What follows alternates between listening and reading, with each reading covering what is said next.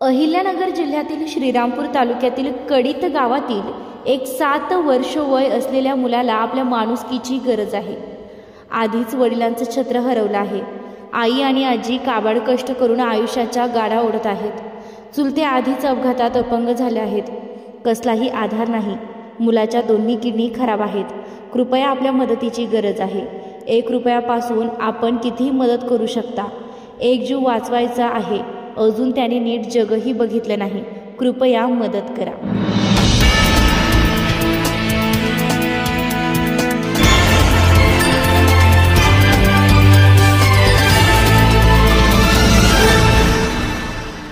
SRB न्यूजमध्ये आपलं हार्दिक स्वागत आहे. तर आज आपण बघू शकता की आज इथे प्रत्यक्षात पिंजऱ्यामध्ये बिबट्या जेरबंद झालेला आहे आणि 2 दिवसापूर्वी पण याच ठिकाणी बिबट्या जेरबंद झाला होता. तसेच प्रत्यक्षात बघितलं तर वन विभागाने हा पिंजरा उपलब्ध करून दिलेला आहे. गट नंबर 128, 129 या ठिकाणी हा बिबट्या जेरबंद झालेला आहे. मुळात सांगायचा प्रश्न असा आहे की भरपूर प्रमाणात इथे बिबटे या परिसरात वावरत आहे. त्यामुळे परिसरातील लोकांमध्ये, जनतेमध्ये भीतीचे सावट निर्माण झालेले आहे. तरी पण प्रशासनाने पिंजरा इथं उपलब्ध करून दिलेला आहे आणि हा दुसरा बिबट्या सध्या जेरबंद आहे.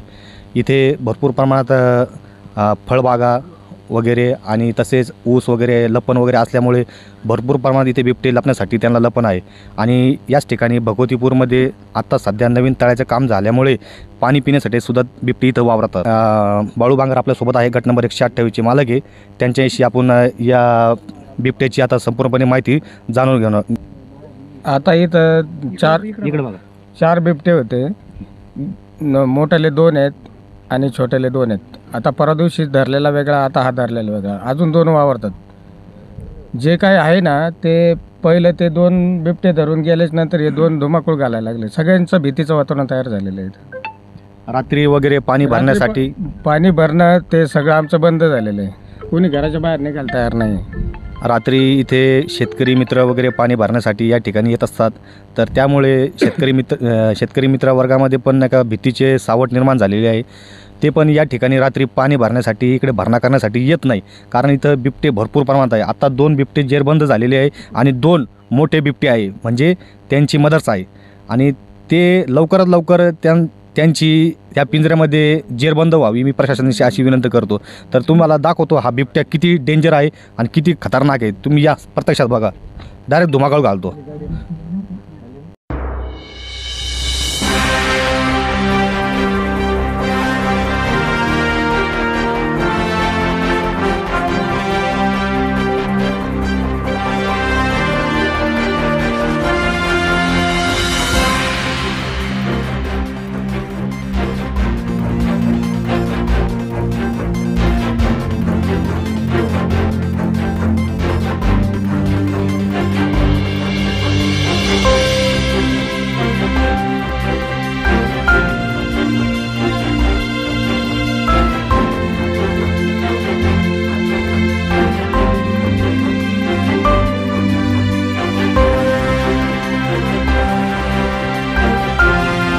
मधुकर निबे यांच्या जास्त प्रयत्नामुळे आणि सहकार्यामुळे इथंच हा पिंजरा त्यांनी आणलेला आहे. आपण त्यांची आता मुलाखत घेणार आहोत. नमस्कार.